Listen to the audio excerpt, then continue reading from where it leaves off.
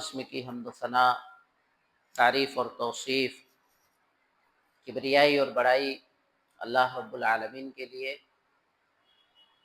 اس کے بعد بے شمار درود و سلام نازل ہو تمام انبیاء کرام پر، خصوصاً آخری نبی سید الانبیاء شفیع المذنبین تاجدار بطحہ جناب محمد عربی صلی اللہ علیہ وسلم پر۔ اللہم صلی علی محمد وعلی آل محمد کما صلیت علی ابراہیم وعلی آل ابراہیم انک حمید مجید۔ اللہم بارک علی محمد وعلی آل محمد کما بارکت علی ابراہیم وعلی آل ابراہیم انک حمید مجید۔ خطبہ مسنونہ کے بعد سورۃ المدثر 74 نمبر کی جو سورہ ہے، اس کی آیت نمبر 42 اور 43 میں نے آپ کے سامنے تلاوت کی۔ صحیح مسلم کتاب الایمان کی جو 82 نمبر کی حدیث ہے، وہ حدیث بھی میں نے آپ کے سامنے پیش کی ہے۔ پچھلے خطبہ جمعہ میں نوجوانوں کی ذمہ داریاں کیا ہے، اس تعلق سے بہت ساری باتیں میں نے الگ الگ خطبہ جمعہ میں آپ کو بتا دیا۔ آج کے خطبہ جمعہ میں نوجوانوں کی کچھ خرابیاں، کچھ کمیاں، جس کی وضاحت بہت ضروری ہے تاکہ ہمارے نوجوان اپنے آپ کو دیکھ سکے، کیا واقعی ذمہ داریاں میرے اندر ہیں کہ نہیں ہیں، یہ جو کمیاں ہیں، خرابیاں ہیں، کیا یہ خرابیاں ہمارے اندر موجود ہیں اور اپنی اصلاح کر سکتے ہیں۔ اگر آپ دیکھیں تو نوجوانوں میں بہت ساری خرابیاں ہیں، ساری خرابیوں کو نہیں بیان کیا جا سکتا ہے، لیکن حقوق اللہ سے جو سب سے بڑی خرابی توحید کے بعد، عقیدے کے بعد ہے، وہ نماز ہے۔ ہمارے نوجوانوں کی اکثریت آج مسجد سے، نماز سے دور ہے۔ آپ جب 5 وقتہ نمازی بنیں، مسجدوں میں جا کے دیکھیں گے تو بوڑھوں کی کثرت ہے، عمر دراز لوگوں کی کثرت ہے، عمر دراز مائیں بہنیں گھروں میں نماز پڑھ رہی ہیں۔ جو ہمارے جوان بچے ہیں، جوان بچیاں ہیں، وہ یا تو جمعہ پڑھ رہے ہیں یا تو خاص موقع کی نمازیں ادا کر رہے ہیں۔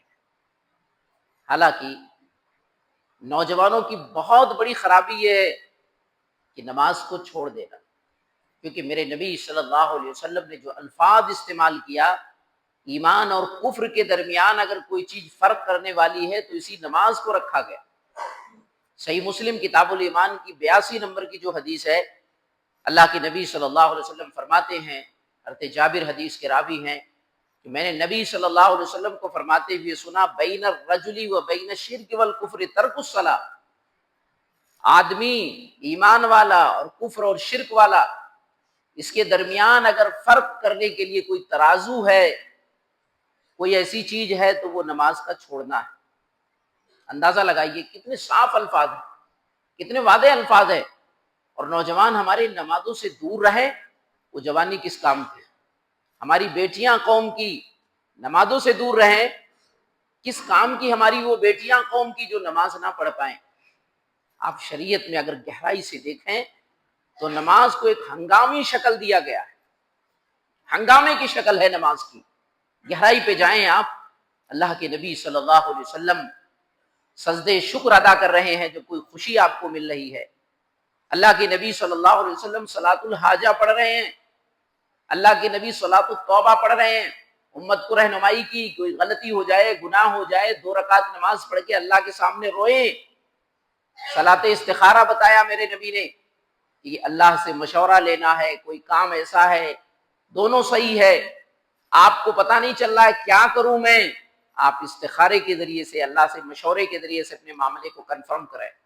اللہ کے نبی صلی اللہ علیہ وسلم سفر سے آ رہے ہیں، گھر نہیں پہنچ رہے ہیں، پہلے مسجد میں جاتے تھے، نماز پڑھتے تھے۔ آپ وضو بنا رہے ہیں، وضو بنانے کے بعد تحیۃ الوضو پڑھ رہے ہیں، مسجد میں داخل ہو رہے ہیں، اللہ کے نبی تحیۃ المسجد پڑھ رہے ہیں۔ اللہ کے نبی صلی اللہ علیہ وسلم جمعہ کی نماز، اشراق کی نماز، تہجد کی نماز، عیدین کی نماز، جنازے کی نماز۔ اندازہ لگائیے، یہاں تک کہ اللہ کے نبی صلی اللہ علیہ وسلم جب دنیا سے گئے تو آپ کی زبان پہ الصلاۃ الصلاۃ کے الفاظ ہی تھے۔ کتنی بڑی اہمیت کی حامل ہے یہ چیز. ہمارے نوجوان اس پر غور کریں، سوچیں کہ ہماری جوانی کس کام کے کہ ہم نماز ہی نہ پڑھ پائیں، ہم مسجد تک ہی نہیں پہنچ پا رہے ہیں، تو وہ جوانی کس کام کے ہے؟ جو اللہ سے غافل ہو وہ دنیا کے لوگوں کے لیے کام نہیں کر سکتا ہے، سماج اور معاشرے کے لیے صحیح انداز سے کام نہیں کر سکتا ہے. قرآن کریم نے ہمیں نقشہ بتایا، کل قیامت کے دن جب جنتی جنت میں ہوں گے، جہنمی جہنم میں ہوں گے، اللہ جنتیوں کو موقع دے گا کہ بات کرو ان جہنمیوں سے. اب جنتی بات کریں گے. سورہ مدثر 74 نمبر کی جو سورہ ہے، آیت نمبر 42 اور 43 میں اللہ نے اس نقشے کو بیان کیا ہے. ما سلککم فی سقر، جنتی جب جہنمیوں کو دیکھیں گے تو ظاہر سی بات ہے وہ جہنمی کوئی غیر نہیں ہوں گے، وہ ان کے ساتھ اٹھنے بیٹھنے والے ہوں گے. وہ جنتی دیکھیں گے یہ نوجوان تو ہمارے ساتھ ہی اٹھتے تھے، ہمارے ساتھ ہی چلتے پھرتے تھے، یہ بھی دنیا میں اپنا نام مسلمان رکھے تھے، کیا بات ہے آج جہنم میں کیوں چلے گئے؟ انہی سے سوال ہوگا. وہ پہلا جواب دیں گے. حالانکہ قرآن نے 4 جواب نقل کیے ہیں کہ 4 طرح کے اسباب تھے، لیکن پہلا جواب کیا ہوگا؟ لم نک من المصلین، میں نمازی نہیں تھا. غلطی کیا ہوئی میری؟ جرم کیا کیا میں نے؟ سب سے بڑا جرم یہ تھا کہ میں سارا کام ٹھیک کرتا تھا لیکن میں نماز نہیں پڑھتا تھا، اللہ کے گھر میں حاضر نہیں ہو پاتا تھا. یہی وہ جرم ہے جس کی بنیاد پر میں جہنم میں چلا گیا. اندازہ لگائیے، غور کیجئے، ذرا سوچئے صحیح کہ قرآن کریم نے کتنے واضح انداز میں اس کو بیان کر دیا ہے. کتنی بڑی غفلت ہمارے نوجوانوں کی کہ وہ اللہ کے گھر تک نہ پہنچ پائیں، مسجد تک نہ آ پائیں.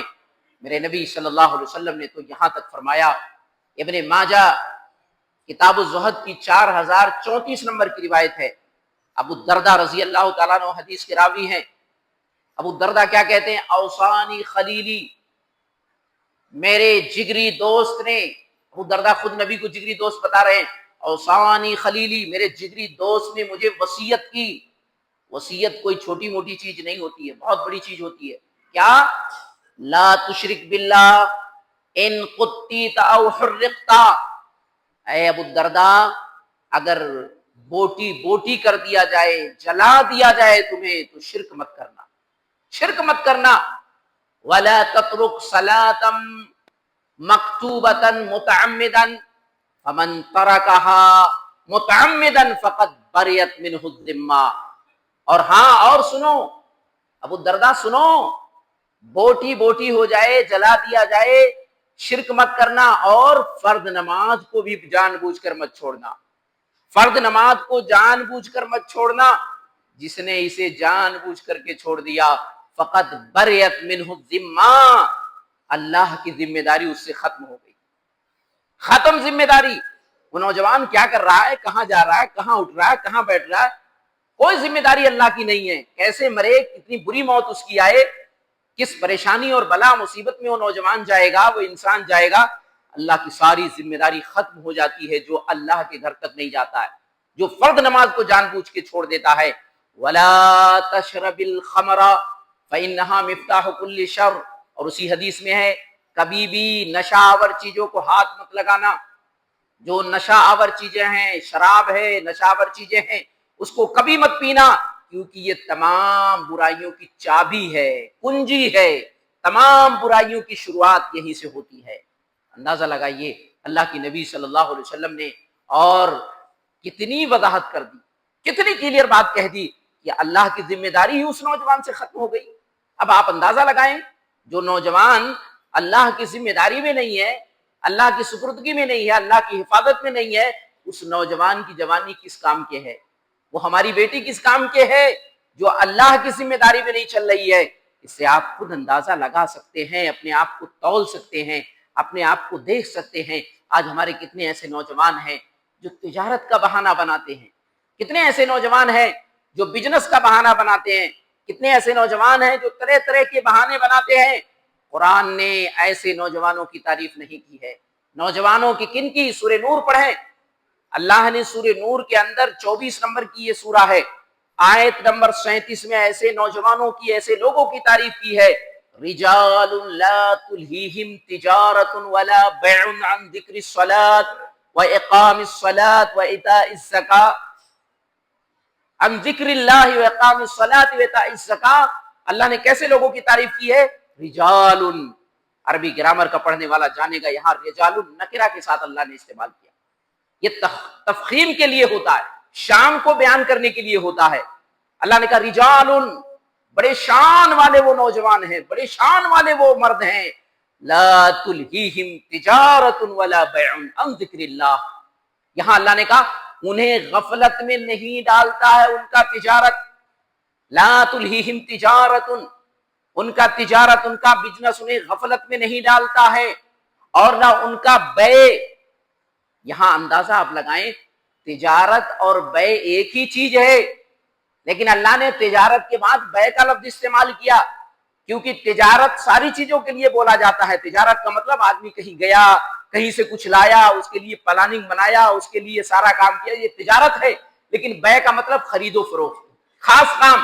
جو بزنس کا جڑ ہے، بنیاد ہے، وہ بیع ہے. آپ کوئی چیز لائیں، خریدیں، کریں اور اس کو بیچے نہ، لینا، تو بیع کا کیا فائدہ، تجارت کا کیا فائدہ؟ تجارت میں اصل بنیاد کیا ہے؟ بیع. اس لیے بیع کا لفظ بھی اللہ نے استعمال کر دیا.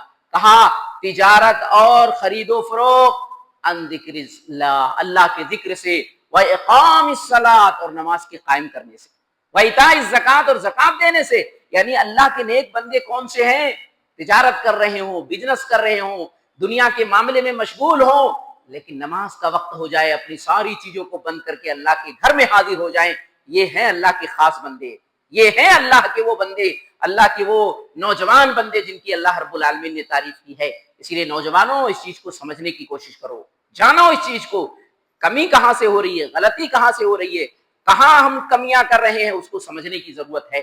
ایک طرف قرآن دیکھیں ایسے لوگوں کی تعریف کر رہا ہے جو اللہ اکبر کی صدا سن کر کے، اذان کے کلمات سن کر کے اپنے تجارت اور بزنس کو چھوڑ دیتے ہیں، اللہ کے گھر کی طرف ان کی حاضری ہو جاتی ہے. وہ سمجھتے ہیں چاہے سردی ہو، چاہے گرمی ہو، چاہے دھوپ ہو، چاہے چھاؤں ہو، چاہے کوئی بھی حالات ہوں، اچھے برے جو بھی حالات ہوں، جب حی علی الصلاۃ کی آواز ان کے کانوں تک آتی ہے وہ ساری چیزوں کو چھوڑ کے اللہ کے گھر تک پہنچتے ہیں. یہ وہ نفوس قدسیہ ہیں جن کی تعریف اللہ نے قرآن میں کی ہے اور جن کو بشارتیں بھی دی گئی ہے. بشارت کیا ہے؟ سورہ مومنون پڑھیے، 23 نمبر کی سورہ ہے، آیت نمبر 9، 10، 11 میں اللہ نے ایسے لوگوں کو بشارت دی ہے. والذین هم علی صلواتهم یحافظون اولئک هم الوارثون الذین یرثون الفردوس هم فیہا خالدون. اللہ نے کیسی تعریف کی ہے، کلمات دیکھیے. کہا جو لوگ اپنی نمازوں کی حفاظت کرتے ہیں. حالانکہ سورہ مومنون پڑھنے والا شروع میں دیکھے گا نماز کا ذکر ہو چکا ہے. قد افلح المؤمنون الذین هم فی صلاتهم خاشعون. یہاں نماز کا ذکر آیت نمبر 1 اور 2 دونوں میں ہوا، کامیابی کی بشارت ملی، مومنوں کو گارنٹی ملی. کون سے مومن؟ جو اپنے نمازوں میں خشوع اور خضوع رکھتے ہیں. لیکن آیت نمبر 9 میں پھر چل کے اللہ نے نماز کا ذکر کیا. والذین هم علی صلاتهم یحافظون، وہ لوگ جو اپنے نمازوں کی حفاظت کرتے ہیں. اولئک هم الوارثون، یہی لوگ وارث ہیں. وارث ہیں کس کے؟ الذین یرثون الفردوس هم فیہا خالدون، جنت الفردوس کے وارث ہے اور جنت الفردوس میں ہمیشہ ہمیش رہیں گے. اللہ اکبر. جنت اور جنت کے سب سے اعلیٰ مقام فردوس ہے. سب سے اعلیٰ جنت کی جتنی نہریں ہیں سب فردوس سے نکلتی ہیں. کتنا خوش نصیب ہے وہ شخص جو نمازوں کی طرف آتا ہے. اس لیے نوجوانوں غور کرو، اپنے گریبان میں جھانکو، ہماری جوانی کس کام کے؟ ہم کیوں نمازوں سے غافل ہیں؟ آج مسجدوں میں ہم چلے جائیں، نوجوانوں کی کمی ہے، اور خاص طور سے فجر میں تو ایسا لگتا ہے کہ اس محلے میں نوجوان رہتے ہی نہیں ہیں. یہ حالات ہو گئے ہیں نوجوانوں کے. اس لیے نوجوانوں سوچو کہ کتنی بڑی کمی، کتنی بڑی خرابی ہمارے اندر ہے. دوسری خرابی یہ حقوق اللہ کی خرابی تھی جو میں نے وضاحت کی ہے. حقوق العباد میں دیکھیں سب سے بڑی خرابی کیا ہمارے نوجوانوں میں؟ حقوق العباد میں ماں باپ کی نافرمانی. اگر سماج اور معاشرے میں ہم دیکھیں تو آج سب سے زیادہ جو ناقدری ہو رہی ہے وہ ماں باپ کی ناقدری ہو رہی ہے، نافرمانی ہو رہی ہے. کون کر رہا ہے؟ ہمارا یہ نوجوان کر رہا ہے، ہمارا یہ نوجوان کر رہا ہے. آج غیروں کے طرز پر چلتے ہوئے ہمارے نوجوان وہ سب کچھ کر رہے ہیں جو غیر اپنے ماں باپ کے ساتھ کرتے ہیں. آج ان کے ہاں اولڈ ہوم بھی ہو گیا ہے، اپنے بوڑھے ماں باپ کو وہاں تک چھوڑ کے چلے آتے ہیں. ان کا کہنا ہے ہم میاں بیوی کی محبت میں یہ بوڑھا حائل ہے.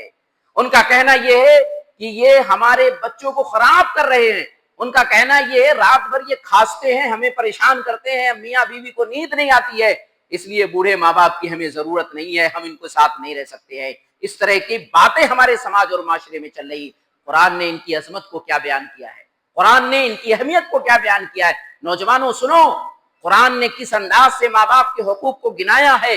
سورۃ الاسراء جسے سورہ بنی اسرائیل بھی کہتے ہیں، 17 نمبر کی سورہ ہے، آیت نمبر 23 اور 24 دیکھیے۔ اللہ نے کہا وَقَضَىٰ رَبُّكَ أَلَّا تَعْبُدُوا إِلَّا إِيَّاهُ وَبِالْوَالِدَيْنِ إِحْسَانًا إِمَّا يَبْلُغَنَّ عِندَكَ الْكِبَرَ أَحَدُهُمَا أَوْ كِلَاهُمَا فَلَا تَقُل لَّهُمَا أُفٍّ وَلَا تَنْهَرْهُمَا وَقُل لَّهُمَا قَوْلًا كَرِيمًا وَاخْفِضْ لَهُمَا جَنَاحَ الذُّلِّ مِنَ الرَّحْمَةِ وَقُل رَّبِّ ارْحَمْهُمَا كَمَا رَبَّيَانِي صَغِيرًا۔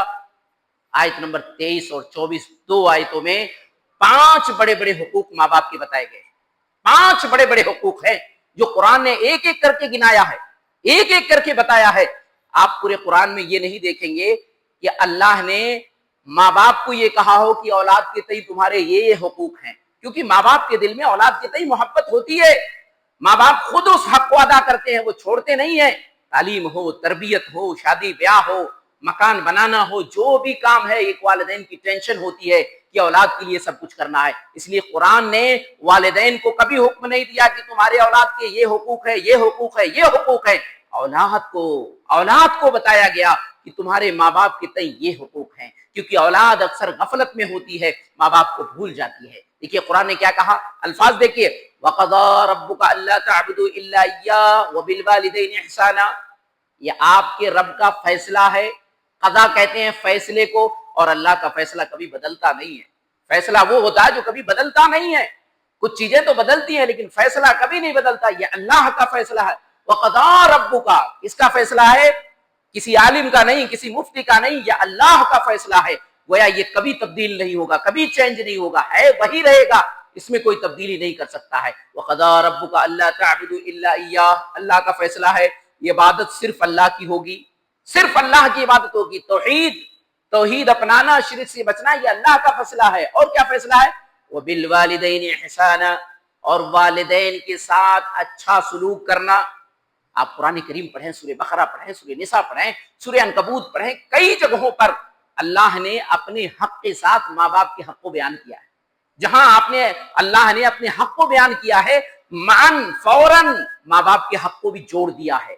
اس سے ماں باپ کی جو اہمیت ہے اسے اندازہ لگا سکتے ہیں آپ۔ اللہ نے یہاں بھی جوڑا ہے، کہا اللہ کا فیصلہ ہے عبادت صرف اللہ کی ہو، اور اللہ کا فیصلہ کیا ہے کہ والدین کے ساتھ احسان کرنا، اچھا سلوک کرنا، اور خاص طور سے اما یبلغن عندک الکبر احدہما او کلاہما، خاص طور سے جب ان دونوں میں سے کوئی ایک بڑھاپے کو پہنچ جائے۔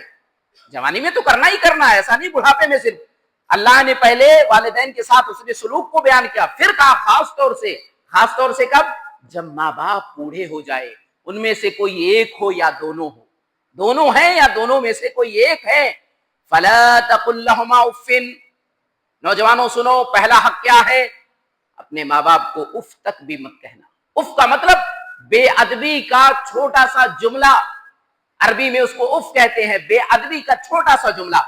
کچھ مفسرین نے اس کی وضاحت یوں بھی کی ہے کہ آدمی چلتے چلتے اس کے جسم پہ کوئی میل کچیل، گرد و غبار اٹھ جاتا ہے، گرد و غبار اس کے باڈی پہ آ جاتا ہے، اس کے چہرے پہ کراہیت کے آثار ظاہر ہوتے ہیں کہ میرا اتنا خوبصورت کپڑا اس پہ گرد و غبار آ گئے، اس کے چہرے سے آثار ظاہر ہوتے ہیں، اس کو اف کہتے ہیں عربی میں۔ کہا ماں باپ کے لیے کبھی یہ اف بھی نہیں ہونا چاہیے۔ بڑھاپے میں خاص طور سے ماں باپ کی عادتیں چڑچڑا پن کی ہوتی ہیں، غصہ زیادہ آتا ہے، بات بات میں اولاد کو ڈانٹ بھی دیتے ہیں۔ اب اولاد کی ذمہ داری ہے ان کو اف تک نہ کہے، یہ پہلی ذمہ داری ہے۔ بجائے اس کے کہ گالیاں بکنا شروع کر دے، بجائے اس کے کہ ان کو ڈانٹنا ڈپٹنا شروع کر دے، بجائے اس کے ان کے ساتھ چیخنا اور چلانا شروع کر دے، بجائے اس کے ان کو برا بھلا کہنا شروع کر دے، ڈنڈے مار کے ان کو باہر نکالنا شروع کر دے، شریعت نے کہا ادنا سی گستاخی اگر اف تک بھی کہتا ہے تو شریعت نے اس کو برداشت نہیں کیا ہے۔ ولا تقل لهما اف، آگے دوسرا حق دیکھیے، ولا تنہرهما، ان کو ڈانٹیے بھی مت۔ اف کے بعد دوسرا درجہ، اب اف مطلب چھوٹی سی بھی ہلکی سی گستاخی نہ ہو، بڑی گستاخی اب بیان کی جا رہی ہے کہ اگر کوئی ڈانٹتا ہے ان کو، فٹکارتا ہے، یہ بڑی گستاخی ہے، بڑی گستاخی ہے۔ ماں باپ ہو سکتا ہو بڑھاپے میں کچھ غلطیاں کر جائیں، کچھ خطائیں کر جائیں، کچھ ایسی بات کہہ جائیں، اولاد کبھی بھی ان کو ڈانٹ نہیں سکتی ہے، جھڑک نہیں سکتی ہے۔ ادب اور محبت سے کوئی بات کہی جا سکتی ہے، ان کو سمجھایا جا سکتا ہے، لیکن ڈانٹ کے جھڑک کے ہرگز نہیں۔ وَلَا تَنْهَرْهُمَا وَقُلْ لَهُمَا قَوْلًا كَرِيمًا، تیسرا حق بتایا گیا، اور ان کے ساتھ نرمی سے بات کرو۔ شریعت نے کہا اف تک بھی نہیں ہونا چاہیے، ڈانٹنا بھی نہیں چاہیے، تو ماں باپ سے کبھی ضرورت پڑتی ہے بات چیت کرنے کی تو ان سے نرمی سے بات کرو، قولا کریما، ادب سے بات کرو، جیسے ایک غلام اپنے آقا سے بات کرتا ہے، جیسے ایک نوکر اپنے مالک سے بات کرتا ہے۔ ایک اولاد کتنی بھی اونچائی پہ پہنچ جائے، ماں باپ اس کے لیے ماں باپ ہوتے ہیں، اپنے ماں باپ کے سامنے اسی انداز سے بات کرے، اس کو لگے کہ میں غلام ہوں، میرے والد میرے آقا ہیں، میرے سردار ہیں، میرے مالک ہیں۔ قرآن نے یہ انداز سکھایا، وَقُلْ لَهُمَا قَوْلًا كَرِيمًا۔ چوتھا حق بتایا قرآن نے، وَاخْفِضْ لَهُمَا جَنَاحَ الذُّلِّ مِنَ الرَّحْمَةِ، ان کے سامنے اپنے بازو کو پست کر لو محبت اور نرمی سے۔ وَاخْفِضْ لَهُمَا جَنَاحَ الذُّلِّ، جناح کہتے ہیں بازو کو، پر کو۔ پرندے کے اندر جناح ہوتا ہے، پرندہ اپنے بچوں کو جب دیکھتا ہے خطرہ ہے اپنے بازوؤں سے سمیٹ لیتا ہے۔ ایسے ماں باپ بوڑھے ہو چکے، ان کو نان و نفقے کی ضرورت ہے، پیسوں کی ضرورت ہے، ان کو دوائی کی ضرورت ہے، ان کو گھر اور مکان کی ضرورت ہے، ان کو آرام کی ضرورت ہے۔ یہ ساری ذمہ داری اولاد پر ہے، یہ ساری ذمہ داری اولاد پر ہے۔ وَاخْفِضْ لَهُمَا جَنَاحَ الذُّلِّ مِنَ الرَّحْمَةِ وَقُلْ رَبِّ ارْحَمْهُمَا كَمَا رَبَّيَانِي صَغِيرًا۔ اور آخری حق کیا بتایا گیا؟ زندہ ہوں تب بھی ان کے لیے دعائیں کرو، دنیا سے چلے جائیں تب بھی ان کے لیے دعائیں کرو۔ اور دعا کے الفاظ کتنے خوبصورت بتائے گئے، وَقُلْ رَبِّ ارْحَمْهُمَا كَمَا رَبَّيَانِي صَغِيرًا۔ ان کے حق میں دعا کرتے وقت کیا کہو؟ رب ارحمہما کما ربیانی صغیرا، اللہ ان پر ایسے ہی رحم فرما جیسے بچپن میں انہوں نے ہماری پرورش کی، بچپن میں ہماری پرورش کی، پیشاب پیخانہ ٹوائلٹ سردی گرمی ساری تکلیفیں انہوں نے برداشت کی ہے، اللہ ان پر ایسے ہی رحم فرما۔ اس طرح کے دعا کے کلمات سکھائے گئے۔ اندازہ لگائیے، غور کیجئے، اللہ کے نبی صلی اللہ علیہ وسلم نے بھی اس کی وضاحت کی ہے۔ صحیح مسلم کے اندر 2551 نمبر کی کتاب البر والصلہ کی جو روایت ہے، ابو ہریرہ حدیث کے راوی ہیں، اللہ کے نبی نے 3 مرتبہ کہا راغم عنفو ثم راغم عنفو ثم راغم عنفو، 3 مرتبہ نبی نے کہا ذلیل ہو ذلیل ہو ذلیل ہو، راغم عنفو ناک خاک آلود ہو، مطلب ذلیل ہو ذلیل ہو ذلیل ہو۔ اللہ کے نبی فرما رہے ہیں، 3 مرتبہ فرمانے کے بعد آپ نے کیا کہا؟ من ادرک والدیہ عند الکبر احدہما او کلیہما ثم لم يدخل الجنہ، جو اپنے ماں باپ کو بڑھاپے میں پاتا ہے، دونوں میں سے ایک کو پائے یا دونوں کو پائے، ان کی خدمت کر کے تب بھی جنت میں نہیں جا پا رہا ہے، ان کی سیوا کر کے ان کی خدمت کر کے تب بھی وہ جنت نہیں پا رہا ہے۔ اللہ کے نبی نے کہا ذلیل ہو ذلیل ہو ذلیل ہو ذلیل ہو۔ اندازہ لگائیے، غور کیجئے۔ ایک چیز اور دیکھتے چلیے، شریعت کا ایک اصول ہے، اگر آپ کوئی سزا کوئی گناہ کرتے ہیں، شریعت نے اس کی سزا کو ہو سکتا ہو مؤخر کر دیا ہو، دنیا میں نہ ملے تو مرنے کے بعد وہ سزا مل جائے، لیکن ماں باپ کی نافرمانی وہ سزا ہے کہ اس کا مجرم دنیا میں سزا پاتا ہے۔ اگر آپ نے اپنے ماں باپ کے ساتھ برا سلوک کیا، غلط سلوک کیا، تو آپ کو دنیا کے اندر ہی اس کی سزا ملے گی۔ اور اگر آپ کو یقین نہ ہو، نوجوانوں، اپنے سماج میں دیکھنا، اپنے معاشرے میں دیکھنا کہ جو لوگ اپنے ماں باپ کے نافرمان تھے، آج ان کی اولاد ان کی نافرمان ہو رہی ہے، ان کی اولاد ہوگی تو ان کی اولاد نافرمان ہوگی، یہ سلسلہ بسلسلہ چلتا چلا جاتا ہے۔ آپ اپنے معاشرے پہ اگر جھانک کر کے دیکھیں گے تو اس طرح کی کئی مثالیں آپ کے سامنے آئیں گی، کیونکہ یہ قرآن کا وعدہ ہے، اللہ کا وعدہ ہے کہ یہ سزا آپ کو مل کر کے رہے گی، اس طرح کی سزا آپ کو ضرور ملے گی۔ اس لیے ہمیں اس طرح کا جرم نہیں کرنا چاہیے۔ نوجوانوں، اپنے ماں باپ کی عزت کریں۔ اسلام نے جو احترام بتایا ہے، جو عزت بتایا ہے، جو چیزیں اسلام نے ہمیں دی ہے، الحمدللہ کسی اور میں یہ چیزیں نہیں ہے۔ اسلام نے جو طریقے ہمیں بتائے ہیں، کسی اور میں وہ طریقے نہیں ہیں۔ اس لیے ہماری اور آپ کی ذمہ داری ہے، اچھے نوجوانوں کی ذمہ داری ہے کہ وہ اپنے ماں باپ کی عزت کریں، اپنے ماں باپ کے ان حقوق کو، جو قرآن نے 5 بڑے حقوق بتائے ہیں، ان حقوق کو ادا کرنے کی کوشش کریں۔ یہ 2 بڑی خامیاں اور خرابیاں تھیں۔ اب معاشرے کو لے کر کے کچھ خرابیاں ہیں ہمارے نوجوانوں میں۔ کئی نوجوان ایسے ہیں جو معاشرے میں خرابیاں ہیں، ان کی بری صحبت ہے، ان کے دوست اور ساتھی انہیں تباہ و برباد کر رہے ہیں۔ اسی طرح ہمارے سماج میں کئی نوجوان ایسے ہیں جو لیٹ رات کو سوتے ہیں اور لیٹ صبح اٹھتے ہیں۔ یہ ساری معاشرے کی خرابی ہے نوجوانوں کی، ان کی وضاحتیں انشاءاللہ کتاب و سنت کی روشنی میں آنے والے خطبہ جمعہ میں کروں گا۔ اللہ سے میں دعا کروں گا جو بھی باتیں کتاب و سنت کی روشنی میں کہی گئی سنی گئی، اللہ کہنے سننے زیادہ ہمیں اسے سمجھنے عملی زندگی میں سے نافذ کرنے کی توفیق عطا فرمائے۔ اللہ زندگی کے ہر موڑ پہ ہمیں کتاب و سنت کے مطابق چلنے کی توفیق عطا فرمائے۔ اللہ ہم میں سے بہت سارے لوگ بیمار ہیں، بہت سارے لوگوں نے دعاؤں کے لیے کہا ہے، میں سب کے لیے دعا کرتا ہوں اللہ جتنے بھی لوگ بیمار ہیں اللہ ان کو شفائے کاملہ اور عاجلہ عطا فرمائے۔ اے اللہ ہمارا آخری وقت تمہارے زبان سے کلمہ لا الہ الا اللہ جاری اور ساری ہو۔ اے اللہ قبر کی منزل بہت کٹھن بہت مشکل ہے، اے اللہ قبر کے عذاب سے ہماری حفاظت فرما۔ اللہ ہمارے باعزداد جو قبر کی زندگی میں ہیں، برزخ کی زندگی میں ہیں، اللہ ان کی مغفرت فرما دے، ان کی لغزش خطاؤں کو گناہوں کو معاف فرما دے۔ اے اللہ ہمیں جنت الفردوس میں جگہ دے، اے اللہ ہمیں جنت الفردوس میں جگہ دے، اے اللہ ہمیں جنت الفردوس میں جگہ دے، اے اللہ ہمیں قبر اور جہنم کے عذاب سے بچا، اللہ ہمیں